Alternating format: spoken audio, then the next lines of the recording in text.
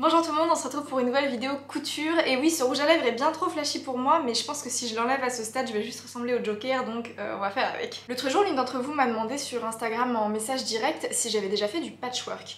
Alors non, jamais, et je vous avoue que j'avais juste une vague idée de ce que c'était, mais j'avais gardé ça dans un coin de ma tête et je continue à faire ma vie quoi. Et alors quelques jours, semaines après, je ne sais plus, mon amie Mathilde, que vous connaissez peut-être si vous avez déjà vu son apparition dans l'une de mes vidéos avant, et d'ailleurs elle s'est lancée sur YouTube, elle fait de la déco, il faut que vous alliez voir ça. Bref, Mathilde avait posté en story des photos d'un défilé qu'elle commentait, etc. Et là il y avait comme un espèce de patchwork, ni une ni deux. Moi je vais sur Pinterest et je cherche patchwork mais vestimentaire, parce que généralement on tombe plus facilement sur des accessoires, des choses comme ça. Et je tombe sur les photos d'un défilé hétéro, donc c'était automne-hiver 2015-2016, ça date un peu. Le défilé est sublime et il n'y a que des vêtements un peu patchwork dans des inspirations un peu slaves, tout ça, c'était magnifique. Et je me suis dit ok c'est bon, il faut que je tente ce truc, ça a l'air trop marrant quoi. Je sais qu'il y en a qui font du quilting, donc c'est encore différent, je crois que c'est surtout pour faire des couvertures, des œuvres un peu à mettre dans des cadres et tout ça. Et je me suis dit si je commence à dire ouais moi je fais du patchwork alors qu'en fait je vais juste mettre des bouts de tissu ensemble pour faire un vêtement, celles qui font vraiment du patchwork elles vont être là genre qu'est-ce que tu fais, c'est pas ça du tout. Donc je suis allée demander à Wikipédia, bon ça vaut ce que ça vaut, hein, qui me dit un patchwork est une technique de couture qui consiste à assembler plusieurs morceaux de tissu de taille, forme et couleurs différentes pour réaliser différents types d'ouvrages. J'aime bien le mot ouvrage, ça englobe tout, personne n'est froissé. Le patchwork peut être utilisé pour réaliser plusieurs types d'objets ou éléments de literie comme les courtes pointes. Et ça c'est, vous savez, les couvertures qu'il y a surtout en Amérique du Nord, c'est vraiment trop beau. J'aimerais bien essayer de faire ça un jour, mais je pense qu'il faut une précision de fou. Et j'en suis pas là dans ma vie encore à faire des couvertures en courte pointe à mettre sur mon lit. Ça viendra, mais pas tout de suite. Et plus loin on nous dit la réalisation du patchwork avait d'abord un but pratique de réutilisation de fragments de tissus divers issus de découpes nécessaires pour d'autres travaux. En l'occurrence, les chutes! Et c'est vrai que c'est l'occasion rêvée de faire son propre tissu en fait, puisque c'est ce qu'on va construire à partir de chutes, même des tout petits bouts qu'on pourrait pas utiliser normalement. Donc c'est parfait. Je vous avais montré mon tiroir à chutes quand j'avais fait le rangement de mes affaires de couture. Il a bien diminué, mais il y a encore quelques tissus dedans, notamment des tissus un peu hivernaux, qui sont dans un espèce de camailleux de marron. Sans surprise, que je vais pouvoir utiliser pour ce projet. On en vient donc au tissu, que voici. Vous allez tous les reconnaître, hein. Normalement vous les avez déjà vus. Il y a notamment cette chute de lin marron que vous avez vu dans le dernier bilan couture. C'était mon petit haut brodé. Donc voilà, il m'en reste un bout qui est un peu sans forme, mais je pourrais faire des carrés là-dedans. Il y a, alors ça c'est carrément une robe. C'est l'une de mes premières réalisations qui était faite d'ailleurs elle-même dans une nappe que j'avais retrouvée ici par hasard, dans cette couleur un peu aubergine, mais c'est vrai que je porte très peu cette robe, elle est pas super bien finie et des fois ça se voit quand même que c'était une nappe à l'origine, donc j'ai quand même pas mal de métrage et je pourrais en faire quelque chose avec. J'ai cette thé d'oreiller que j'ai trouvée en recyclerie il y a pas très longtemps, c'est entre le rose et le beige, elle est vraiment très belle, j'adore cette couleur et le tissu est de bonne qualité, franchement j'ai l'impression qu'elle a jamais été utilisée, bref, ça va trop bien avec. Il me reste un tout petit bout de ma toile de Jouy que voici et honnêtement je vais en rajouter puisque je compte raccourcir la robe que je m'étais faite à Noël, puisque dans sa version longue elle est quand même pas pratique à porter tous les jours, c'était génial pour les fêtes, mais je pense qu'en version courte je pourrais la porter tous les jours, même pour aller faire mes courses, moi ça me pose pas de problème, mais du coup ça me permettra surtout de récupérer un bout de tissu, donc dans cette vidéo on raccourcira aussi ma robe de Noël. À cela j'ajoute ce petit morceau qui me restait du tartan de ma jupe larbanaise version longue, pareil du dernier bilan couture, ou celui d'avant, enfin bref, oui dernier bilan couture, voilà. Et pour finir je vais prendre aussi les chutes de ma robe McCalls là, vous savez ce voile de coton. Et donc si je vous montre tous les tissus ensemble, ça donne ça. Et je trouve que le camailleux est plutôt pas mal, même s'il y a quelques imprimés. J'ai pas l'impression que ça se contredise tant que ça. Je suis super curieuse de voir le rendu. Et alors pour ce qui est du patron et du vêtement, je pense que je vais me faire une blouse. Et je sais pas, moi le patchwork ça me fait penser à quelque chose d'un peu bohème, vous voyez. Et j'ai vu dans ce magazine, quelque part, voilà, il y avait cette blouse qui a des manches un petit peu bouffantes comme ça, des insertions de galons que je trouvais très belles. Le seul truc c'est que c'est censé être évasé en bas. Enfin, je vais vous remontrer le dessin technique. Hop. Voilà, c'est censé être évasé en bas et moi je préfère quand les vêtements sont un peu plus ajustés. Donc je ne vais prendre que les manches de cette blouse. C'est dans le magazine Burda Style numéro 252, c'est celui de décembre-janvier je crois.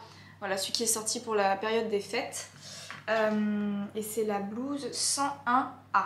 Voilà, je trouve que ça pourrait être un modèle parfait pour ça.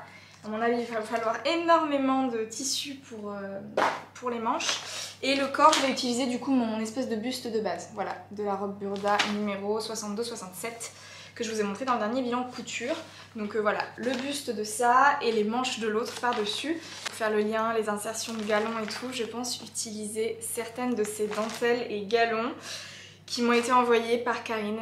Vraiment, ma belle, merci beaucoup parce que c'est trop généreux. Elle s'en servait pas, elle a trouvé ça dans un grenier et elle m'a dit qu'elle préférait que je les utilise. Donc j'ai déjà commencé à mettre ces deux là sur une robe que j'ai cousue hier.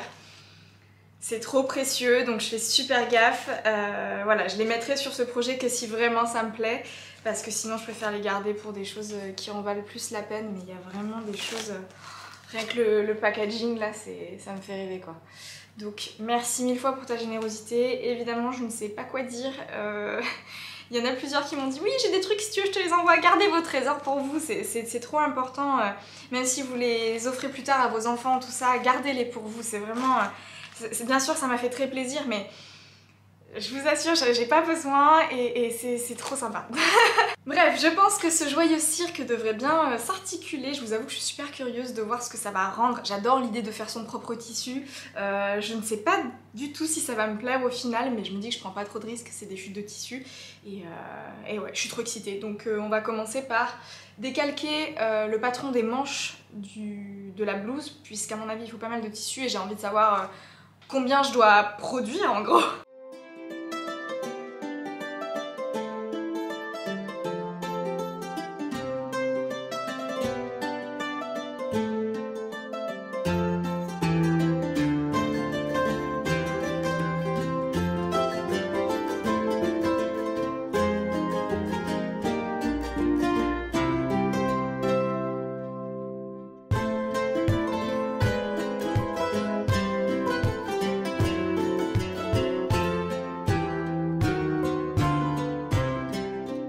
Voilà un aperçu de toutes les pièces, donc on se rend bien compte qu'il va en falloir du tissu. Cette fois-ci j'ai décidé de faire un col rond tout simple, donc j'ai redessiné ma pièce devant et la parmenture en fonction. Ça c'est le dos et les parties basses un peu de la basque du top. Ça c'est la manche supérieure, manche inférieure, la taille du truc. Ça va être très volumineux mais j'ai vraiment hâte de voir ce que ça va donner. Il m'en faut deux comme ça, deux comme ça. Là c'est le poignet de manche. Et ça c'est le petit biais pour la fente indéchirable. Et là je réalise qu'il va y avoir du travail puisque c'est pas comme si je pouvais commencer à découper mon tissu maintenant. Il faut déjà que je fabrique mon tissu. Mais ça va être la partie la plus drôle je pense.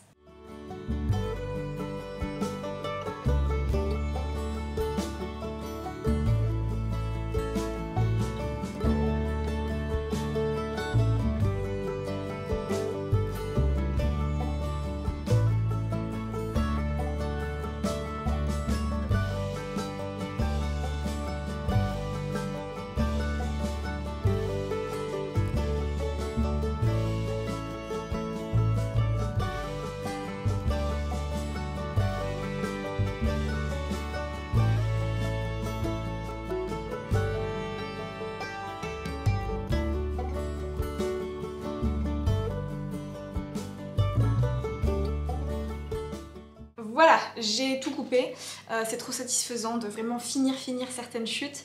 Je pense sincèrement que j'en ai assez.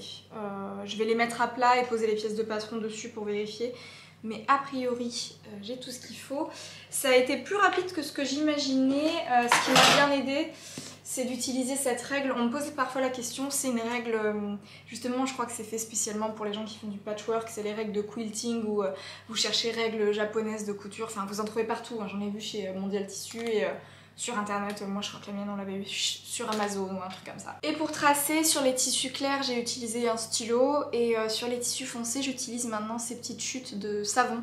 C'est Ami des fils qui avait partagé cette astuce et c'est vrai que c'est ce qui marche le mieux et ça part au lavage sans problème. J'ai fait que deux tailles de pièces différentes, j'en ai certaines qui sont comme ça en 30 par 15 parce qu'en fait c'est tout simplement le côté de ma règle, c'était quand même beaucoup plus simple. Donc 30 par 15, mais la plupart sont en 15 par 15, voilà comme ça. Et je vais faire, je pense, 1 cm de marge de couture partout.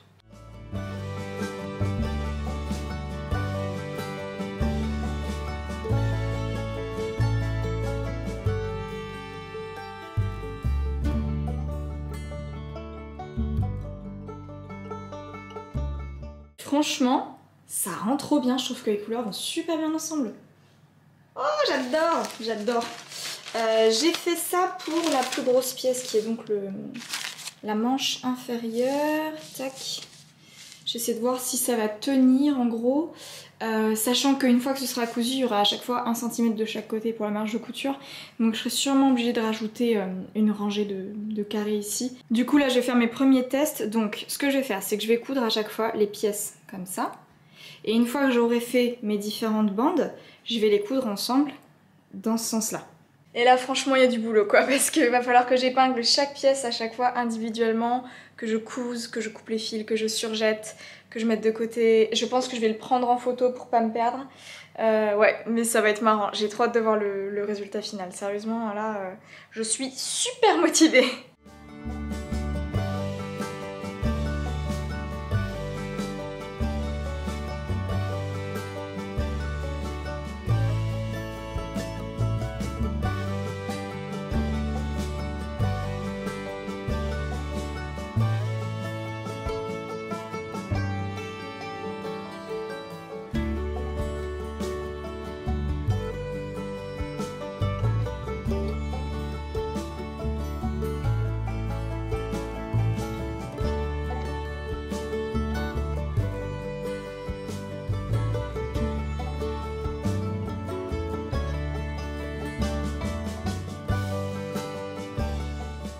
Non mais hé, c'est trop beau!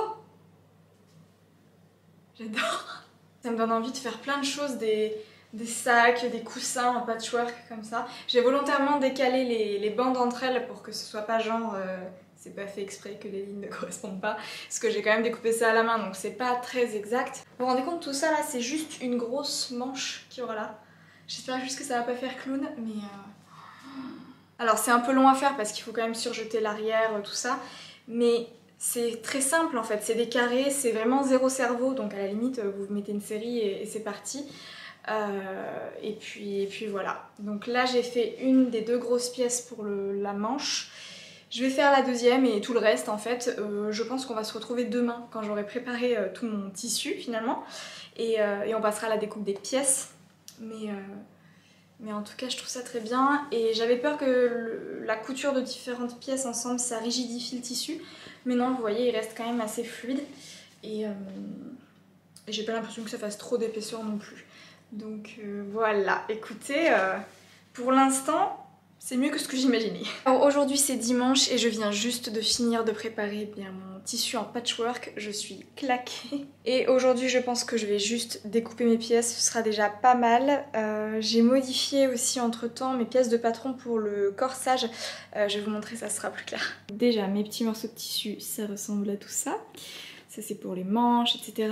Et donc pour le corsage, j'ai fusionné à chaque fois la partie haute avec la basque en faisant comme un raccord quoi. Et j'ai en revanche transformé les 2 pinces qui se faisaient miroir en une pince losange. C'est quelque chose que j'ai découvert il n'y a pas très longtemps. Alors c'est une première pour moi et j'en ai jamais fait, donc on verra si ça marche ou pas.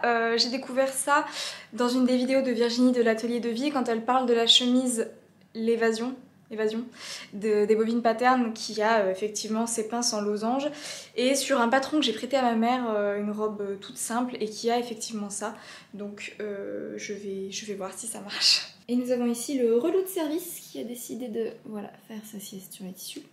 En termes de chute il me reste que ça en fait, j'en ai pas beaucoup, donc j'avais bien estimé, enfin j'avais pas du tout estimé, j'ai tout fait au pif, mais j'avais pris toutes mes chutes et il me reste que ça, donc ça tombe nickel. Voilà, j'ai plus qu'à m'y mettre.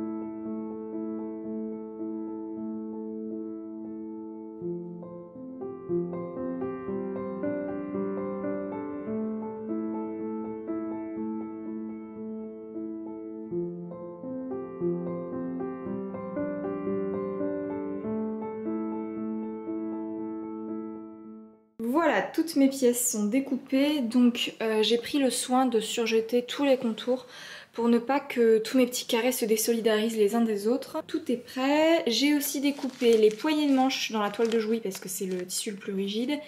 Les parmentures, pareil, dans des tissus qui se tiennent bien. Et pour le biais qui sera au niveau de la fente indéchirable, j'ai pris le voile de coton parce que c'est ce qu'il y a de plus simple à manipuler. Du coup voilà, il faut savoir se rendre un peu service. Bon, au final, de voir mes pièces comme ça m'a motivée pour commencer un petit peu la couture. Je viens d'assembler ma parmenture, comme ça c'est fait. Voilà, donc ça c'est l'avant, ça c'est le dos. J'avais pas assez de tissu pour faire au pli, donc j'ai assemblé en n'oubliant pas d'ajouter la marge de couture. Voilà, ça c'est fait. Et j'ai fait ma première tentative de pince en losange. Et c'est plutôt concluant. En fait, c'est vrai que c'est radical, quoi. Ça crée un angle qui cintre vraiment le vêtement. Donc ça c'est l'avant. J'ai fait un côté ici. Je vais vous montrer pour le deuxième. Alors... je fais ça, mais comme je l'imagine, hein, comme ça me semble logique et j'ai pas réellement vu de tuto ni rien.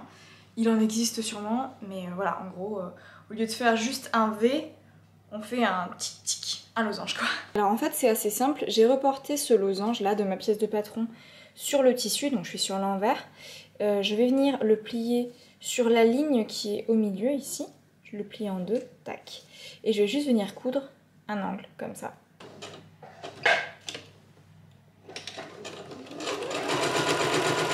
Voilà, donc si je le mets sur moi, vous voyez assez nettement qu'il y a une forme comme ça qui se dessine. Du coup c'est naturellement cintré et je vais pouvoir faire la même chose dans le dos. Et comme ça j'ai qu'une seule pièce en fait pour l'avant. J'ai plus cette démarcation qui est au milieu. Donc bon là ça aurait pas été très visible parce qu'il y a plein de morceaux de toute façon. Mais c'est vraiment pour les futures versions, je voulais voir si ça marchait. Et j'ai l'impression que les coutures des côtés vont tomber pile au bon endroit, donc tant mieux. Et pour info, je viens de terminer ma première bobine de fil, alors que je commence seulement la couture de ce projet, donc prévoyez du fil si vous faites du patchwork.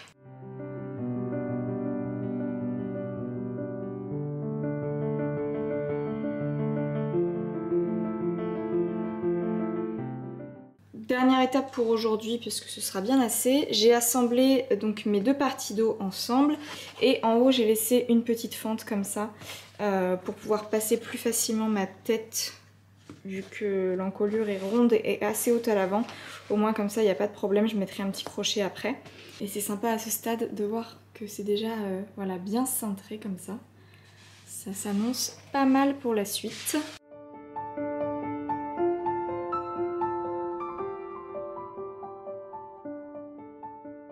Et aujourd'hui je porte du coup ma robe, voilà, celle que j'avais faite pour Noël, en version raccourcie. Voilà ce que ça donne. Bon c'est beaucoup plus fifi du coup, mais j'aime bien, je pense qu'au printemps là ça passera nickel et je suis très contente. Je vais juste modifier là sur le côté parce que je trouve qu'il y a un peu trop de volume donc je la ferai peut-être un peu plus droite après. Mais pour aujourd'hui, ce sera très bien. Je vais commencer par poser le zip invisible là sous le bras, comme sur cette robe en fait, pour assembler le devant et le dos. Et une fois que ce sera fait, je pourrai coudre du coup l'autre côté et la couture d'épaule pour faire comme une espèce de chasuble et continuer à partir de là.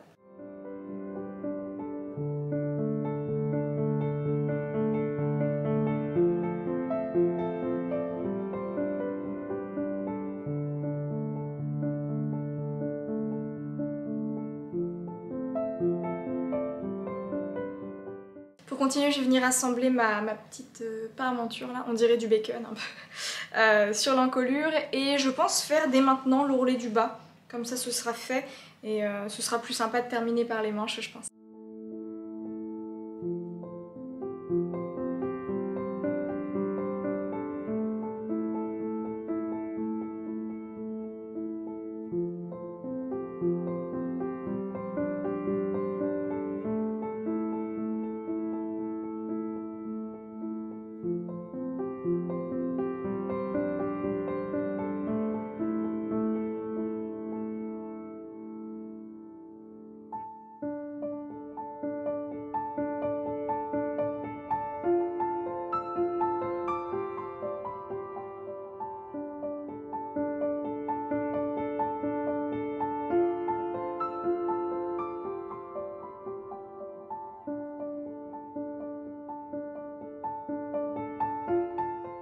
Aujourd'hui c'est sous ce beau soleil qu'on va pouvoir terminer le projet couture. Donc j'ai mes petits poignets de manche ici que je vais assembler endroit contre endroit sur les petits côtés en laissant 1 cm pour pouvoir replier correctement. Ensuite, qu'est-ce qu'on fera? Il faudra qu'on fronce donc le bas de la manche pour qu'il soit bouffant, qu'il soit à la bonne taille.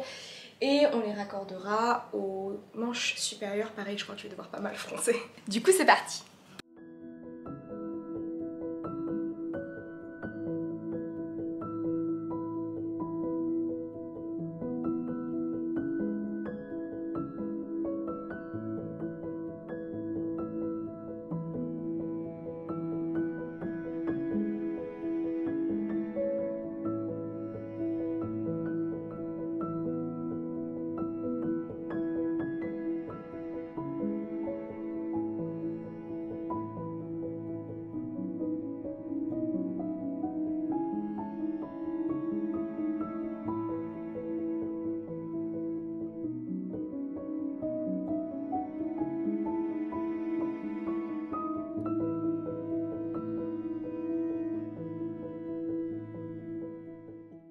Et franchement, est-ce que vous aviez déjà vu des manches qui ont cette forme-là? Regardez, je trouve ça dingue. Et voilà, en tout cas, elles sont faites, ça fait vraiment 2 gros ballons là. J'ai plus qu'à les attacher au corsage. Je vais coudre les boutons de mes poignées de manche que j'ai fait un peu petits, donc j'ai dû mettre vraiment mes boutonnières le plus au bord possible. C'est un peu dommage. Et ensuite, je verrai si je rajoute éventuellement voilà, des petits galons de dentelle sur la partie droite de la manche, ici la partie supérieure, et normalement on aura fini, donc je vous retrouve pour le rendu final.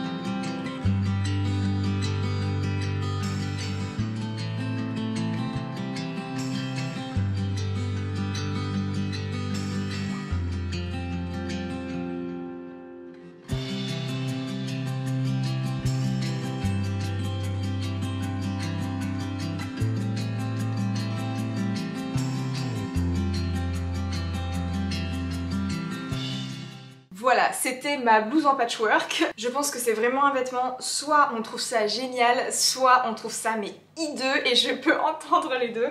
Jusqu'à la fin, je savais pas du tout si ça allait me plaire, et quand je l'ai enfilé, je me suis dit oh, mais c'est trop chouette. Je sais pas vous dire pourquoi, mais ce vêtement, il me rend super heureuse. Il m'apporte de la joie. Je me dis que une chose est sûre, c'est que je risque pas de croiser quelqu'un qui a le même. J'avais peur d'avoir fait mes poignets de manche trop petits, mais en fait ils sont pile bien avec le bouton qui a un peu glissé sur le côté de la boutonnière, donc c'est nickel. Le fait que ce soit ajusté au niveau du haut du bras pour ensuite être gonflant, je pense que ça peut être une bonne option par exemple pour les personnes qui trouvent qu'elles ont des trop gros bras ou des trop grosses épaules, mais qui veulent quand même s'essayer à la tendance voilà, des manches bouffantes. Je regrette pas d'avoir fait une encolure toute simple ronde parce que je pense qu'il y a assez d'informations ailleurs.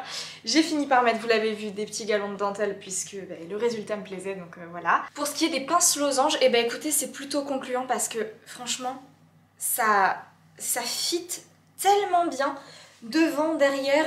Je pensais pas le porter par-dessus le jean, et en fait je le trouve très bien comme ça aussi.